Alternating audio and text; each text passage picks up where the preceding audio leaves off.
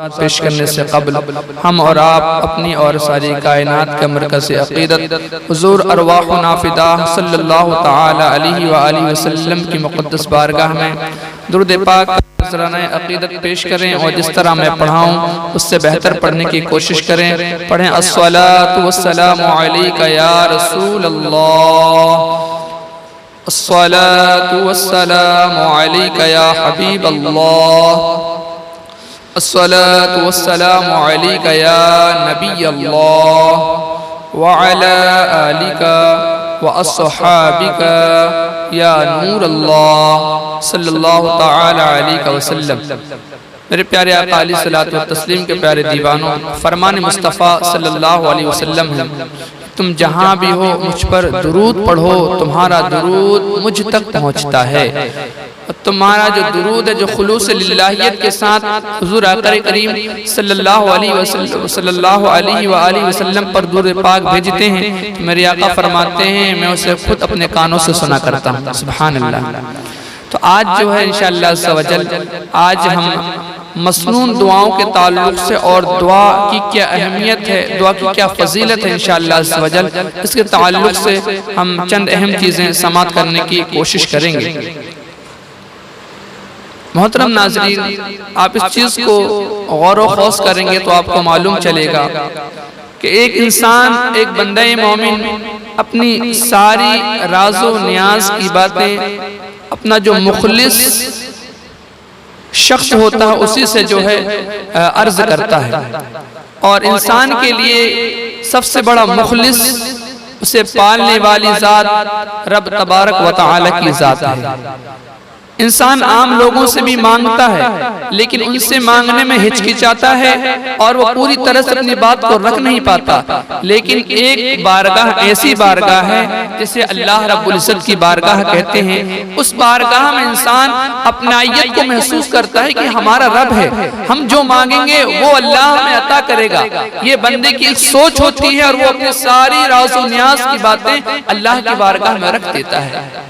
और अल्लाह ने खुद फरमाया, उदऊनी फस्तजिब लकुम, ऐ मेरे बंदों मुझसे मांगो, मैं ही तुम्हें देने वाला हूँ, अता करने वाला हूँ, मेरी ज़ात ही तुम्हें देने वाली ज़ात है। आप इस चीज को गौर व खौस करेंगे तो आपको मालूम चलेगा हर बंदे के अंदर ये मामलात होते हैं। किसी और से मांगता तो मांगने में हिचकिचाता है कि देगा कि नहीं देगा, इससे कैसे मैं अर्ज करूं अपनी प्रॉब्लम्स को, परेशानियों को। लेकिन जब अल्लाह की बारगाह में जाता है, मस्जिद में रोता है, गिड़गिड़ाता है, तो अपने सारे दर्द को अल्लाह की बारगाह में वो पेश करता है, मौला मैं इस परेशानी में, ये प्रॉब्लम्स में हूँ। अल्लाह जो उसकी दुआ को कबूल फरमाता और उससे जो है वो जो चीज मांगता हो तो अता कर देता है। अपनाइयत का महसूस, दूसरे से मांगने में बंदा हिचकिचाता है, लेकिन जब रब से मांगता है तो उससे अपनाइयत का महसूस होता है, एहसास होता है कि हमारा कोई अपना है जिससे हम अर्ज कर रहे हैं, जो हमारी दुआ को कबूल करने वाला है। और वो कबूल करने वाली ज़ात सिर्फ अल्लाह रब्बुल इज़्ज़त की ज़ात है। अल्लाह ने खुद फरमाया, ऐ मेरे बंदों मुझसे मांगो, मैं ही असल में तुम्हें देने वाला हूँ। और अल्लाह ने आका करीम सल्लल्लाहु अलैहि वसल्लम से फरमाया, ऐ महबूब आप फरमा दीजिए कि अगर मुझसे बंदे नहीं मांगते हैं तो मुझे भी फिर इनकी कोई परवाह नहीं, फिर मुझे भी इनकी कोई परवाह नहीं है। मुझे वही बंदे पसंद हैं जो मेरी बारगाह में आते हैं, मुझसे तलब करते हैं, अर्ज करते हैं, मुझसे दुआ करते हैं। मैं उनकी दुआ, और जो ऐसा करते हैं मैं उनकी दुआ को कबूल फरमा लेता हूँ, उनकी दुआ को कबूल कर लेता हूँ। अब मामलात ये होते हैं कि कुछ लोगों की दुआएं बर वक्त कबूल नहीं होती, कुछ लोगों की दुआएं बर वक्त कबूल हो जाती है, फौरी तौर पर दुआ करते हैं, अल्लाह की बारगाह कबूल हो जाती है, उनको वो चीज़ अता कर दी।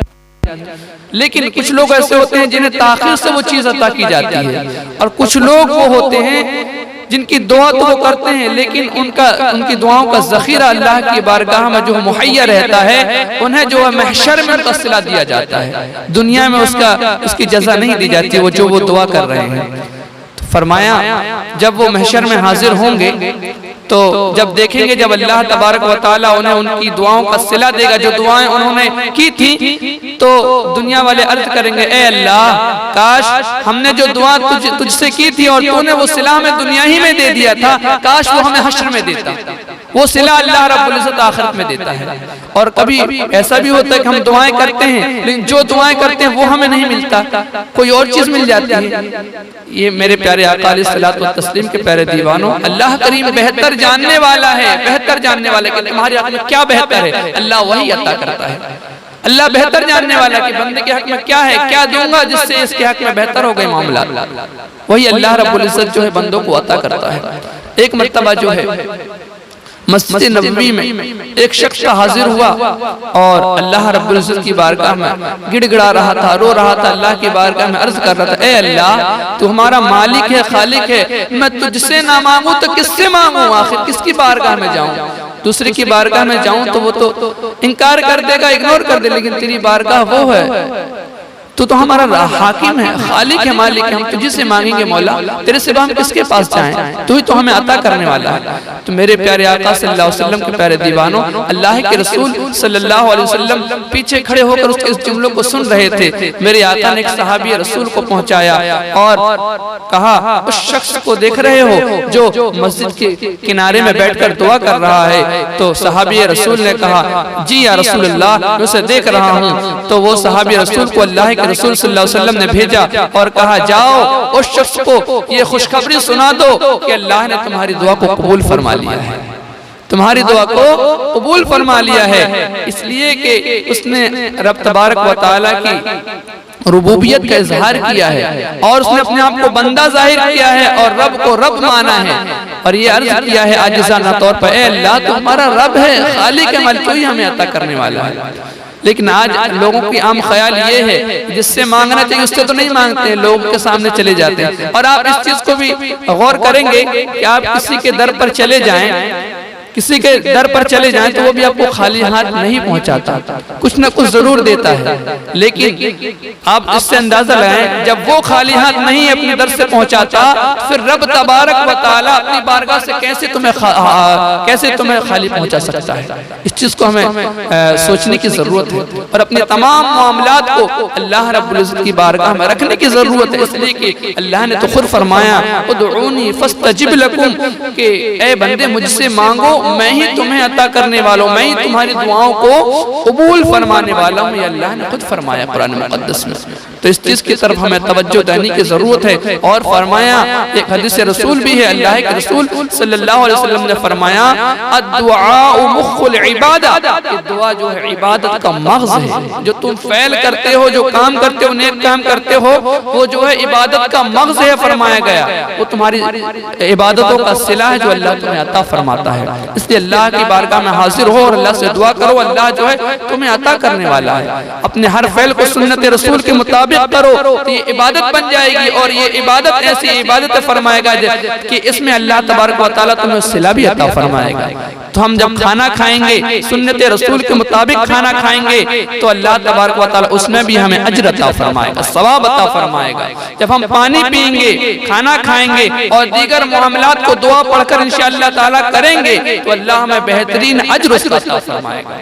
तो आज जो इंशाअल्लाह ताला कुछ हम मसनून दुआएं समात करेंगे ताकि अल्लाह तबारक व तआला हमारे हर फ़ैल को सुन्नतों में तब्दील फरमा दे, उसका हमें बेहतरीन अज्र अता फरमाए। और आपने एक हदीस भी समात किया था ना, अल्लाह के रसूल ने फरमाया, मन अहया सुन्नती फ़क़द अहब्बनी व मन अहब्बनी कान मअय फ़िल जन्नह। पर मेरे सरकार ने फरमाया, जिसने मेरी एक सुन्नत को जिंदा किया, हकीकतन उसने मुझसे मोहब्बत की, और जिसने मुझसे मोहब्बत की, सरकार ने फरमाया कल वो जन्नत में मेरे साथ रहेगा।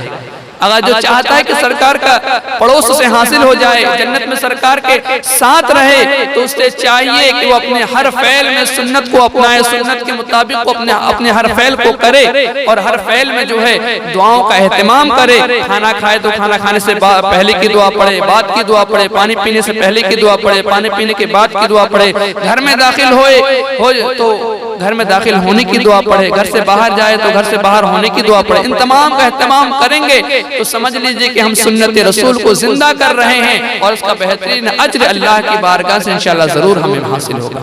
तो आइए हम कुछ दुआएं समाप्त कर लेते हैं इंशाअल्लाह।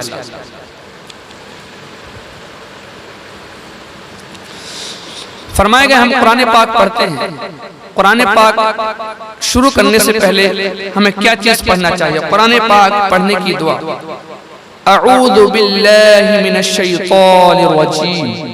तर्जमा, मैं अल्लाह अज़्ज़ व जल की पनाह मांगता हूँ शैतान मरदूद से। दूसरी दुआ, बुलंदी पर चढ़ने की दुआ। जब हम बुलंदी पर चढ़ते हैं तो जैसे लिफ्ट वगैरह में हम जाते आते हैं या फिर सीढ़ी चढ़ते हैं तो उस वक्त हमें कौन सी दुआ पढ़नी चाहिए? फरमा गए अल्लाहु अकबर, अल्लाहु अकबर। इसका विर्द करते हुए हमें ऊपर की तरफ जाना चाहिए, सीढ़ी चढ़ना चाहिए। जो लिफ्ट में जाते हैं, लिफ्ट में भी इसका एहतमाम फरमाएं कि अल्लाहु अकबर कहते हुए जाना चाहिए। इसका तर्जमा है अल्लाह सबसे बड़ा है। इसमें हम अल्लाह की रुबूबियत का इजहार कर रहे हैं, अपने मालिक को मालिक होने का इजहार कर रहे हैं कि हमारा असल मालिक अल्लाह है और वो सबसे बड़ा है। तीसरी दुआ, बुलंदी से उतरने की दुआ। जब आप सीढ़ी से उतरे या लिफ्ट से नीचे उतरे तो उस वक्त सुभान अल्लाह ये कह लिया करें। फरमाया गया अल्लाह अज़्ज़ व जल हर ऐब से पाक है। ये तस्बीह है जो हम बयान करते हैं कि अल्लाह तबारक व तआला हर ऐब से पाक है। पानी पीने से पहले की दुआ, फरमाया गया पानी पीने से पहले हम इस दुआ का एहतमाम फरमाएं, बिस्मिल्लाहिर रहमानिर रहीम। अल्लाह के नाम से शुरू जो बहुत मेहरबान रहमत वाला। पानी पिए तो बिस्मिल्लाह शरीफ पढ़कर पिए। पानी पीने के बाद अल्हम्दुलिल्लाहि रब्बिल आलमीन कह लिया करें। यानी सब खूबियां अल्लाह अज़्ज़ व जल को जो मालिक सारे जहान वालों का। तो पानी पिए, पानी पीने की वुसअत अल्लाह ने हम अता की, फिर हम शुक्र अल्लाह रब्बुल इज़्ज़त का अदा कर रहे हैं। शुक्राने के तौर पर हमें अल्हम्दुलिल्लाहि रब्बिल आलमीन कह लेना चाहिए। और कोई हमसे खैरियत दरियाफ्त करता है तो उस वक्त भी हमें अल्हम्दुलिल्लाहि रब्बिल आलमीन कहने का एहतमाम करना चाहिए कि हर हाल में अल्लाह का जो है शुक्र हमें अदा करना चाहिए। इसलिए कि शाकिरीन बंदे अल्लाह तबारक व तआला को पसंद है। अल्लाह ने कुरान में फरमाया वल्लाहु युहिब्बुश शाकिरीन, वो बंदे को मैं महबूब रखता हूँ जो मेरा शुक्र अदा करते हैं। खाने से पहले इस दुआ का एहतमाम फरमाएं, बिस्मिल्लाहि व अला बरकतिल्लाह। अल्लाह अज़्ज़ व जल के नाम से और अल्लाह अज़्ज़ व जल की बरकत पर खाता हूँ। जब खाना खाना शुरू करें तो इस दुआ को एहतमाम करें। इसकी एक बड़ी दुआ भी है, वो भी समाप्त कर लें। बिस्मिल्लाहिल्लज़ी ला यदुर्रु मअ इस्मिही शैउन फिल अर्दि वला फिस समाई व हुवस समीउल अलीम। जिससे ये दुआ नहीं आती वो इस दुआ को पढ़े, बिस्मिल्लाहि व अला बरकतिल्लाह। अल्लाह के नाम से और अल्लाह की बरकत पर खाता हूँ। जब ये इंसान दुआ पढ़ेगा, खाएगा तो यकीनन उसे बाद में कुव्वत हासिल होगी। यकीनन जो है उसने खाने का भी हक अदा किया और खाना जो है एक बेहतरीन तौर पर उसके जिस्म में जाने के बाद इस्तेमाल होगा और बेहतरीन जो है उससे कुव्वत हासिल होगी। फरमाएगा जब वो दुआ का एहतमाम करेगा। खाना खाने के बाद की दुआ, अल्हम्दुलिल्लाहिल्लज़ी अतअमना व सक़ाना व जअलना मिनल मुस्लिमीन। फरमाया गया सब खूबियां अल्लाह अज़्ज़ व जल के लिए जिसने हमें खिलाया पिलाया और हमें मुसलमान बनाया। ये दुआ का भी एहतमाम फरमा रहे। जब खाना खाने से के बाद से उठें फिर अल्लाह रब्बुल इज़्ज़त का शुक्र अदा करें कि ऐ अल्लाह हमें खिलाया पिलाया तूने ही, हम तेरा शुक्र अदा करते हैं। सोते वक्त की दुआ, अल्लाहुम्मा बिस्मिका अमूतु व अहया। ऐ अल्लाह अज़्ज़ व जल मैं तेरे नाम से मरता यानी सोता हूँ और जीता यानी जागता हूँ। जागते वक्त की दुआ, जब सोकर उठे तो इस दुआ का एहतमाम फरमाएं, अल्हम्दुलिल्लाहिल्लज़ी अतअमना व सक़ाना व जअलना अल्हम्दुलिल्लाहिल्लज़ी अहयाना बअद मा अमातना व इलैहिन नुशूर। इसका एहतमाम फरमा लें। सोकर जब भी उठें तो इस दुआ को पढ़ें, अल्हम्दुलिल्लाहिल्लज़ी अहयाना बअद मा अमातना व इलैहिन नुशूर। इसका तर्जमा, सब खूबियां अल्लाह अज़्ज़ व जल के लिए जिसने हमें मौत यानी नींद के बाद हयात यानी बेदारी अता फरमाई और हमें उसी की तरफ लौटना है।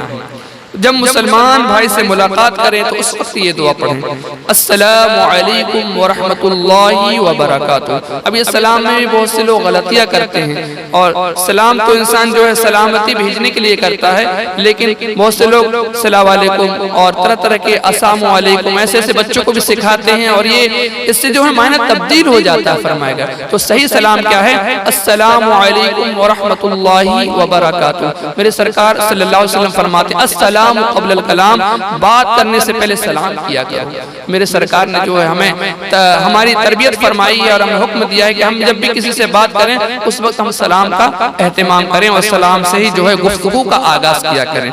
फरमाया तुम पर सलामती हो और अल्लाह अज़्ज़ व जल की रहमत और बरकत हो। क्या प्यारा मजहब है, हमें जो है किसी से मुलाकात का दर्स भी हमें दे रहा है, किस तरीके से हम किसी से मुलाकात करें, पहले सलाम करें, पहले उसे दुआओं से नवाजें, फिर बात करें। कितना प्यारा मजहब है मेरे प्यारे, हमें अपनाने की जरूरत है। बस जब मुसाफहा करते वक्त की दुआ, जब हम किसी अपने मुसलमान भाई से मुसाफहा करें उस वक्त इस दुआ का एहतमाम फरमाएं, या गफिरुल्लाहु लना व लकुम। पहले तो सलाम करें, उसके बाद ये दुआ करें, या गफिरुल्लाहु लना व लकुम, कि अल्लाह हमारी और तुम्हारी मगफिरत फरमाए। सुभान अल्लाह, क्या प्यारा मज़हब है जो कितनी अच्छी तरकीब हमें दिलाता है। हमारी मगफिरत की दुआ भी हो रही है, मुसाफा भी कर रहे हैं। और फरमाया गया जो मुसाफहा करता है उसके ताल्लुक से मेरे आका ने फरमाया तसाफहू यज़हबुल गिल।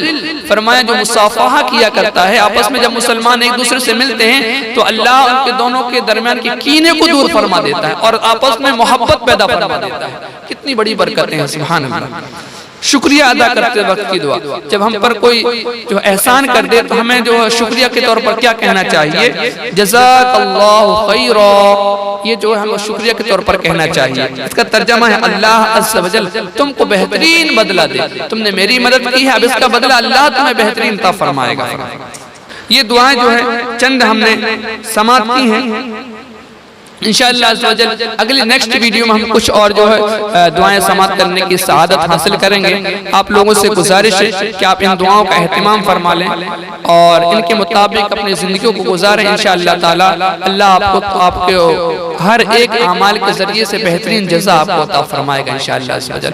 मेरे कहने में और जुमला सामाइन के सुनने में जिस किस्म की कसरत से गलतियाँ हुई हैं, अल्लाह अपने हबीब के सदक़े में मुआफ़ अता फरमाए और हम तमाम को सुन्नत रसूल के मुताबिक अपनी ज़िंदगी गुजारने की तौफीक अता फरमाए। अस्तग़फिरुल्लाह रब्बी मिन कुल्लि ज़ंबिन व अतूबु इलैहि, ला इलाहा इल्लल्लाह मुहम्मदुर रसूलुल्लाह सल्लल्लाहु तआला अलैहि वसल्लम। अस्सलामु अलैकुम व रहमतुल्लाहि व बरकातुहू। वुज़ू से पहले की दुआ, वुज़ू से पहले जब आप वुज़ू करें तो इस दुआ का एहतमाम फरमाएं, बिस्मिल्लाहिल अज़ीम वल्हम्दुलिल्लाहि अला दीनिल इस्लाम। और जब वुज़ू आप कर लें उसके बाद कलमा शहादत पढ़ें, अशहदु अल्ला इलाहा इल्लल्लाहु वहदहु ला शरीका लहु व अशहदु अन्ना मुहम्मदन अब्दुहु व रसूलुहु। इसके बाद आप जो है ये दुआ फरमाएं, अल्लाहुम्मा जअलनी मिनत तव्वाबीन वजअलनी मिनल मुतत्तहिरीन।